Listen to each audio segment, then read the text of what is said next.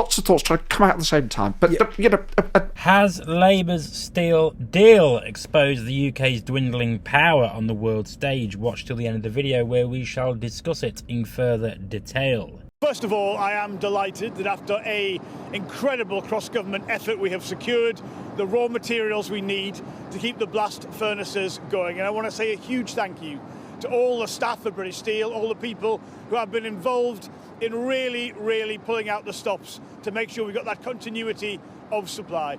Yes, supporting British Steel is the right thing to do. We're calling Parliament to take back control of the situation, to make sure the blast furnaces weren't lost in an unplanned way with all the consequences that would come from that.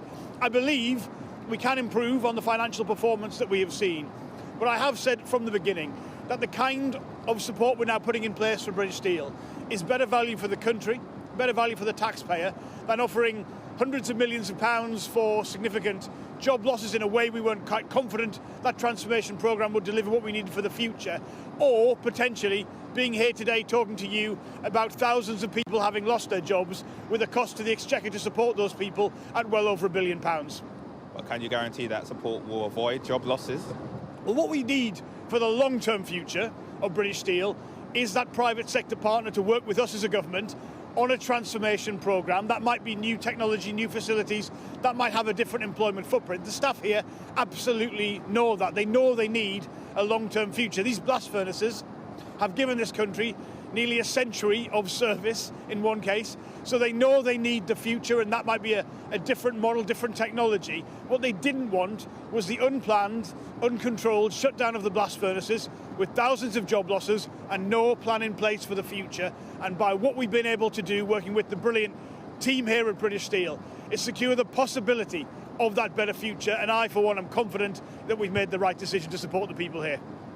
You said on Sunday you would not bring a Chinese firm into the UK steel sector. Some of your Labour colleagues, including Sarah Jones, the Industry Minister, have suggested you still might. Is that still the case, avoiding bringing China into the steel industry? Look, we have always been clear to maintain, in this case, our difference of opinion on the future was with a specific company. I know there's a lot of interest in the wider UK-China relationship, understandably so, but this was about this company. I think we've got to recognise that steel is a sensitive sector. It's a sensitive sector around the world, and a lot of the issues in the global economy with steel come from overproduction. And there is a growing debate both in the UK and internationally about whether we were right to sell off key strategic industries to foreign companies. Spoiler alert, no. It sparked renewed scrutiny, especially around sectors like steel and nuclear power. And Jonathan Reynolds recently spoke about this, criticising past approaches, particularly during the Cameron-Osborne era, as naive when it came to Chinese involvement in British infrastructure. Who the fuck thought that Chinese involvement in British infrastructure, especially steel, was a good idea? But hey-ho. He pointed out whilst trade with China in non-sensitive areas like agriculture or life sciences is fine, the UK went too far by allowing foreign ownership in critical industries like steel. He said he personally wouldn't have let a Chinese firm buy into that sector, and flagged the need for clearer boundaries between what's acceptable and what isn't when it comes to national interests. But it isn't just about China.